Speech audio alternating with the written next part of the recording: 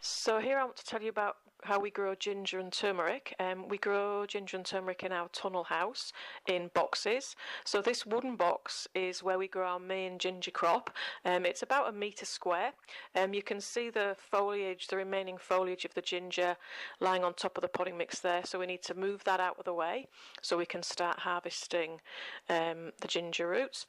So this wooden box that we grow it in was actually designed to be our hot box for starting seedlings off in the winter, and I don't need it for the rest of the season, so we use it after that for growing the ginger. So at the bottom of the box we put layers of horse manure and cut grass, and they heat up and they actually help give warmth to get the seedling started when it's cold. And then after that, when we don't need it for that, it's ideal for growing the ginger. What ginger needs is warmth, water, nutrients and some shade.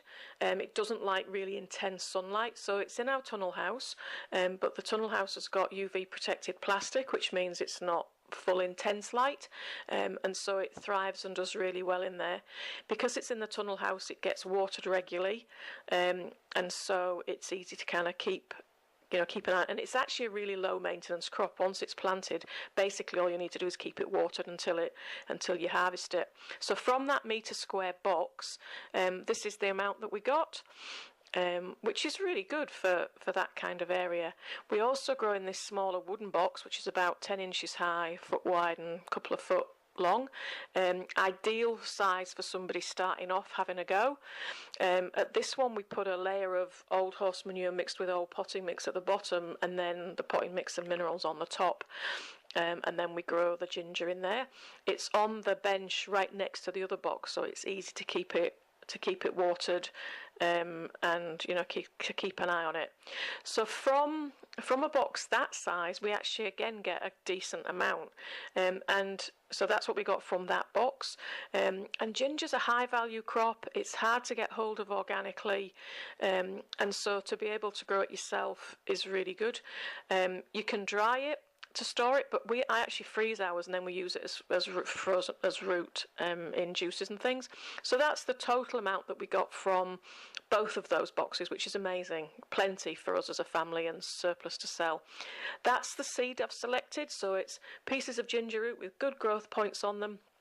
I've cut them into smaller pieces, and you can see that cut edge there. I've left it in the sunshine so that it cures, so that when I plant it, it doesn't rot in the potting mix. I leave it to cure for about maybe 48 hours, and then I put it in the potting mix.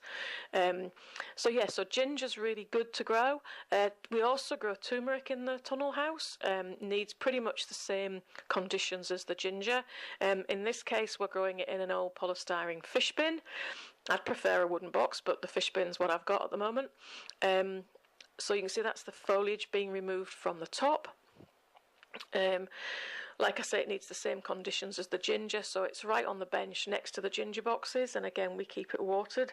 It also had old horse manure and old potting mix at the bottom, and then the turmeric planted into new potting mix with minerals on the top. So here you can see the first pieces being harvested, and you start to be able to see the orange tubers. Really nice plant actually, and the thing you don't get from this is the smell, because it's actually got quite a distinctive sweet smell, which is quite lovely really. And so again, from a box that size, we're getting a decent harvest. And again, turmeric, high value crop, and I mean it's hard to buy fresh turmeric root at all, never mind organically grown turmeric. So definitely worth having a go. From that size of box, so there's that fish bin, this is what we got, which is a pretty amazing harvest from a small area, and a decent amount to use over the year. What I'm going to do this year is I'm going to try and double the amount that I grow, or at least more than double, hopefully. So you see I've split the turmeric there. The stuff in the basket at the back is what we'll eat, and the pieces at the front are what we'll use for seed for planting for next year. That seed is more than twice what I saved last year, and that's what we've got left for the year. Again, you can dry it.